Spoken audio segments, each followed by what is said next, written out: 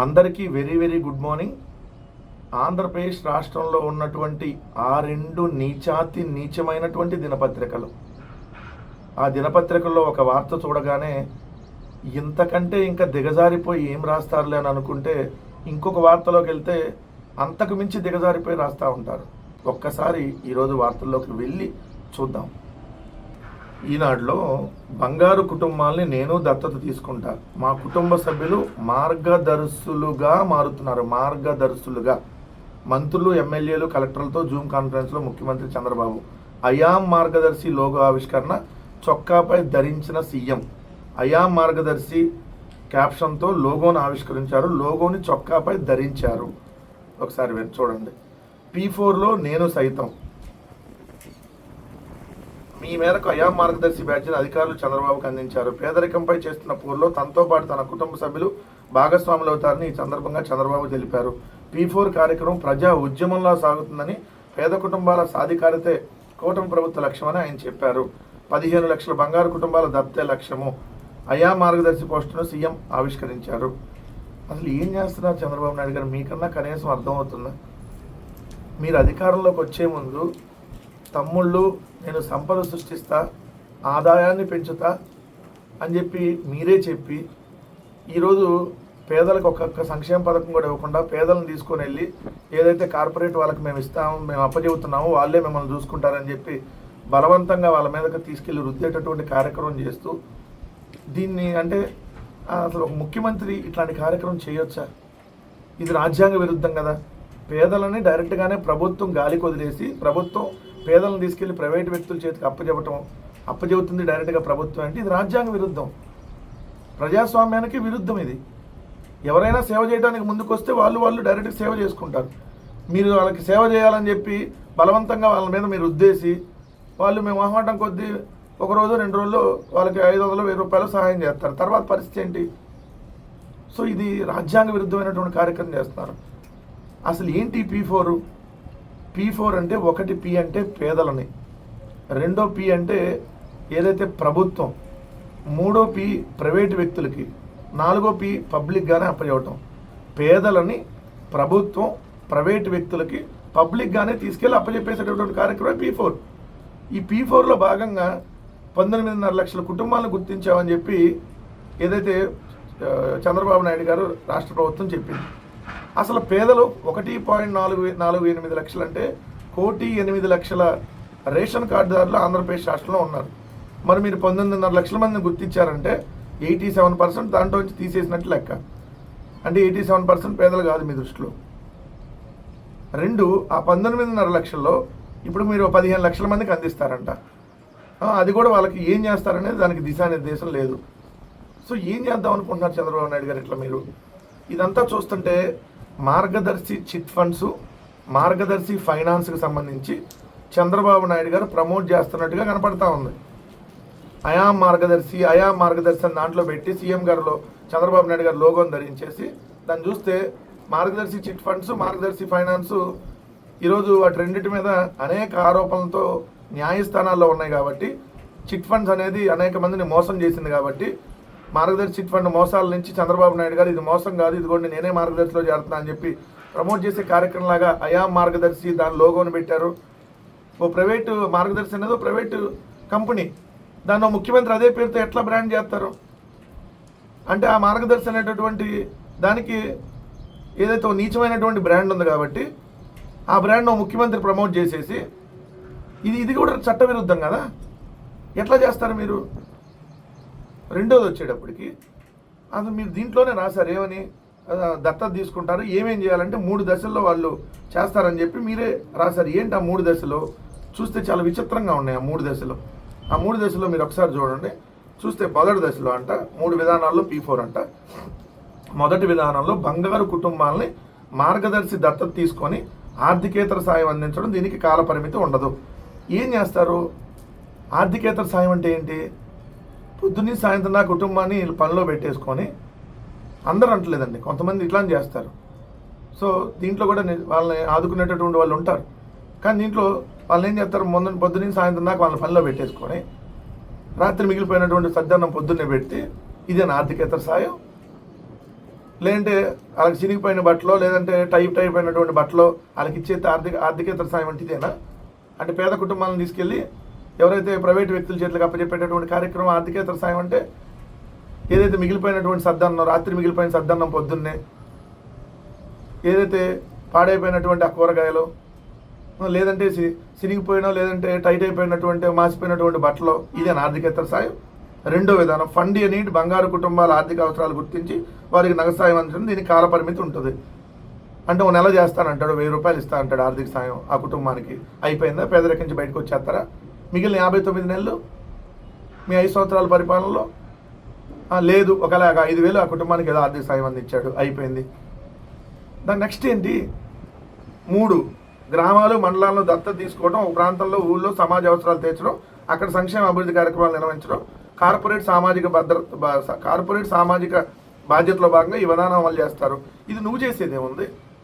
CSR కింద already ఎప్పటి నుంచో ఉంది కదా, దానికోసం నువ్వు ప్రత్యేకంగా చేసేది ఉంది. P4 అనేటటువంటి ఒక చెప్పి నిలువెల్లా ఆంధ్రప్రదేశ్ రాష్ట్రంలో ఉన్నటువంటి పేదలందరినీ మోసం చేస్తున్నాడు అనేది మరోసారి అర్థమవుతా ఉంది చంద్రబాబు నాయుడు గారు.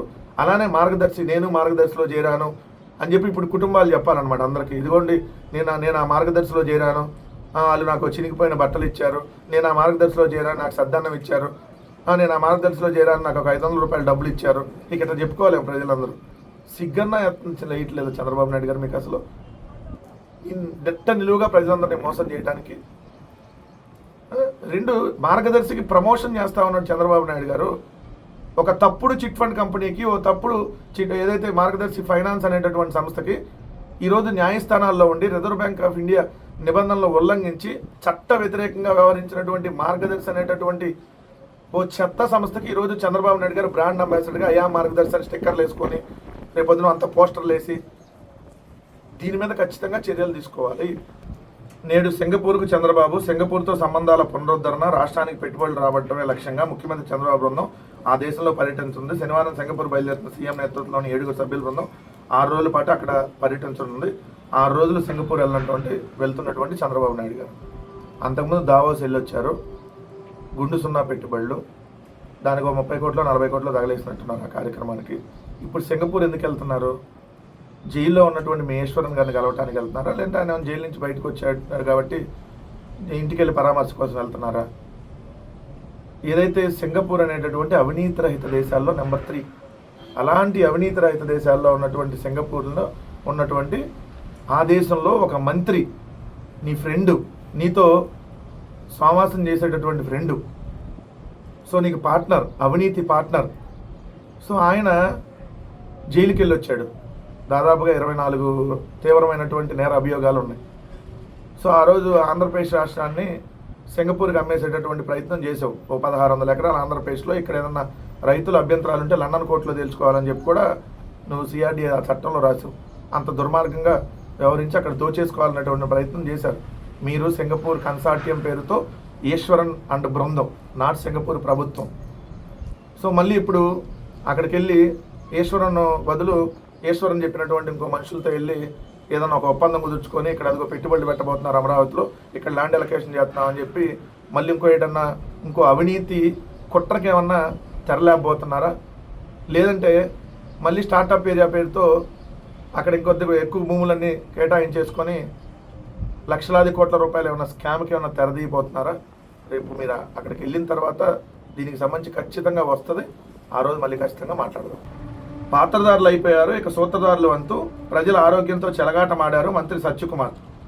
లిక్కర్ స్కాములో ఎంత పాత్రదారులు అయిపోయారంట, సూత్రధారులు ఉన్నారంట. వచ్చాడు ఈయన వైద్య ఆరోగ్య శాఖ మంత్రి అండి బాబు, మీకు తెలియదు కదా ఈయన వైద్య ఆరోగ్య శాఖ గురించి ఏ రోజు మాట్లాడు. రోజు జగన్మోహన్ రెడ్డి గారిని తిట్టడానికి ప్రెస్ మీట్ పెడతాడు.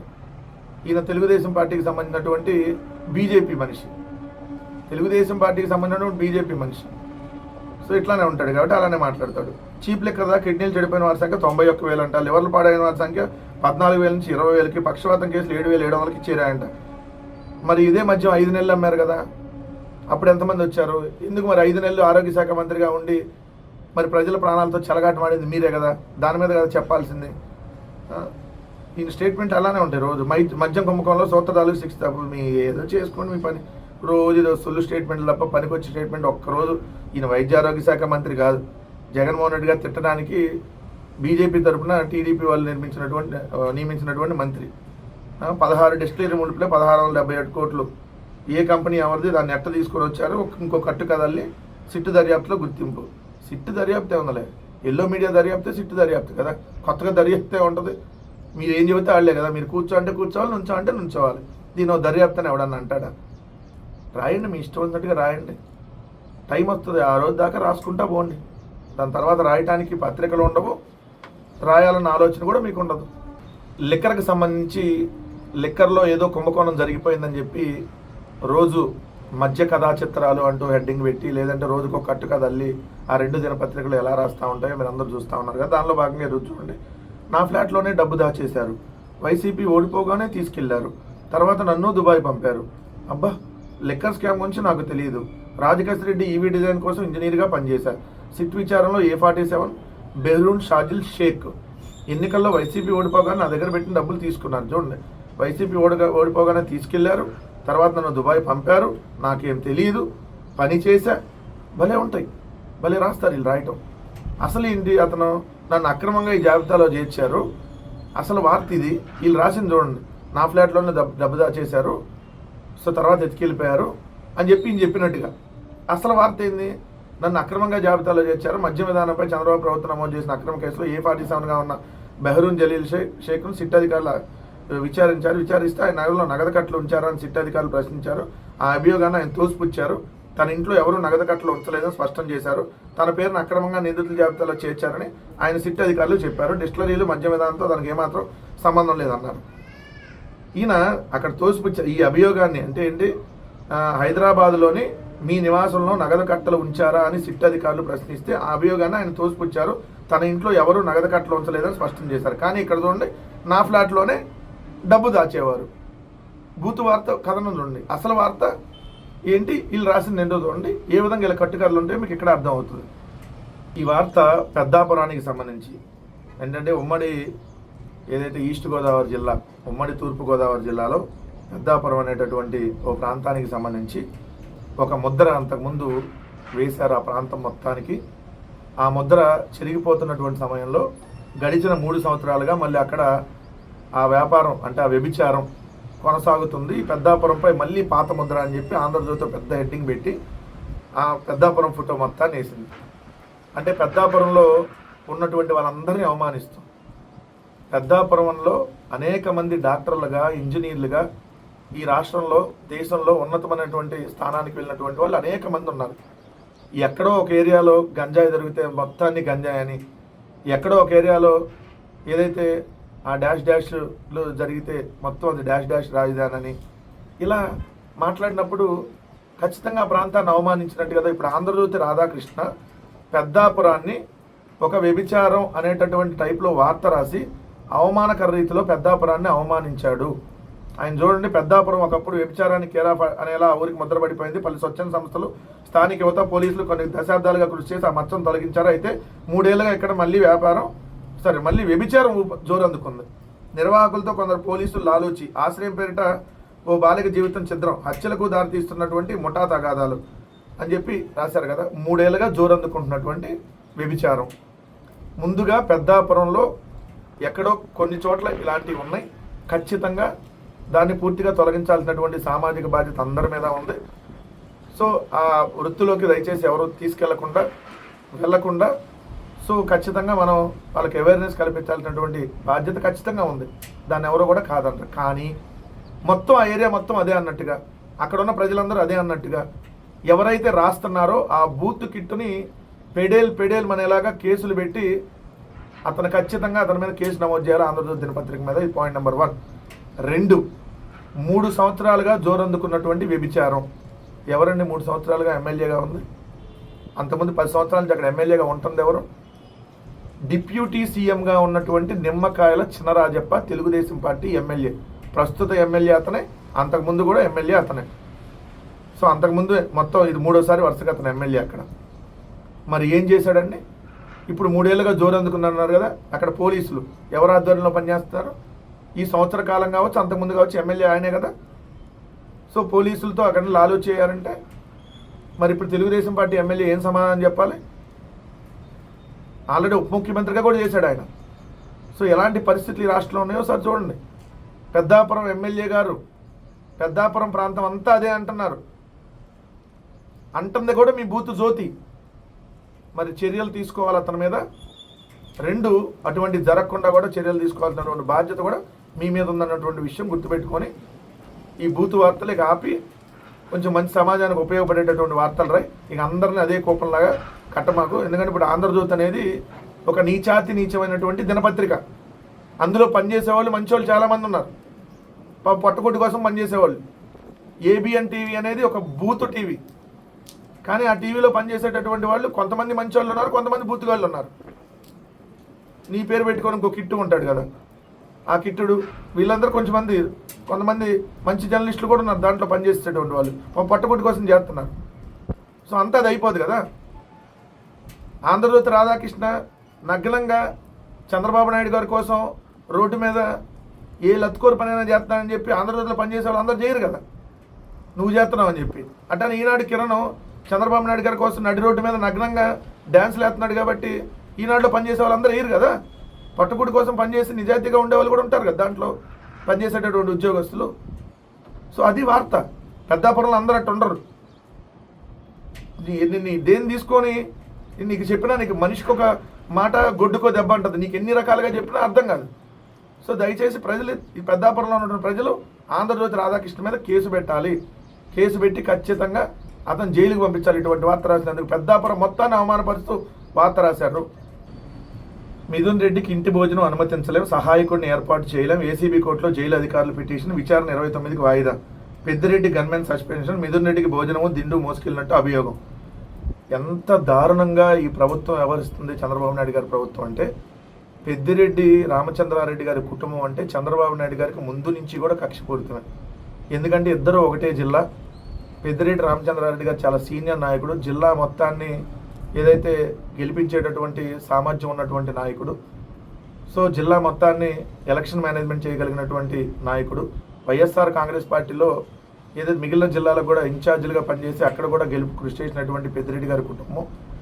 సాక్షాత్తు కుప్పంలో చంద్రబాబు నాయుడు గారిని ఏదైతే కుప్పం మున్సిపాలిటీలో కావచ్చు, కుప్పం జడ్పీటీసీ ఎంపీటీసీలో కావచ్చు, ఎంపీపీలో కావచ్చు, మొట్టమొదటిసారి కుప్పం మున్సిపాలిటీ చైర్పర్సన్ అండ్ ఎంపీపీలు జడ్పీటీసీలు కైవసం చేసుకుంది కాబట్టి వైఎస్ఆర్ కాంగ్రెస్ పార్టీ పెద్దిరెడ్డి గారు అక్కడ ఉండి పనిచేశారు కాబట్టి చంద్రబాబు నాయుడు గారిని ఓడించడానికి కృషి చేశారు కాబట్టి ఏదో ఒక విధంగా పెద్దిరెడ్డి గారి కుటుంబాన్ని టార్గెట్ చేసి కేసులు పెట్టి అరెస్ట్ చేయాలి. దానిలో భాగంగా పెద్దిరెడ్డి రామచంద్రారెడ్డి గారి మీద అనేక కేసులు పెట్టారు. ఒక 2 కేసులు లేవు ఆ కుటుంబం మీద. ఒకటి రేప్ కేసు లేదు, 2 గంజాయి కేసు లేదు, మిగిలిన అన్ని రకాల కేసులు పెట్టారు. దానిలో భాగంగానే ఇప్పుడు మిథున్ రెడ్డి గారిని అరెస్ట్ చేస్తే, మిథున్ రెడ్డి గారిని అక్రమంగా అరెస్ట్ చేసి ఏదైతే రాజమండ్రి జైల్లో ఉంచారు. సో ఆయనకి కోర్టు ఏదైతే ఆయనకు ఉన్నటువంటి ప్రివిలేజ్ ఇంటి భోజనానికి అనుమతి ఇచ్చింది. కానీ ఈరోజు ఇంటి భోజనం కూడా అనుమతించలేము, సహాయకుడిని కూడా ఏర్పాటు చేయలేమని చెప్పి ఏసీబీ కోర్టులో జైలు అధికారులు పిటిషన్ వేశారంటే ఈ ప్రభుత్వం ఎంత కక్షపూరితంగా వెళ్తుందో అంటే. చంద్రబాబు నాయుడు గారు ఇంటి భోజనం తినొచ్చు 52 రోజులు. చంద్రబాబు నాయుడు గారు వాళ్ళ కుటుంబ సభ్యులతో మిలాఖత్ కావచ్చు, వాళ్ళ భార్యని, వాళ్ళ పిల్లాడిని, వాళ్ళ కోడలను అందరిని కలవచ్చు. కానీ మిథున్ రెడ్డి గారికి మాత్రం ములాఖతులు ఉండకూడదంట, ఏదైతే ఇంటి భోజనం అనుమతించకూడదంట.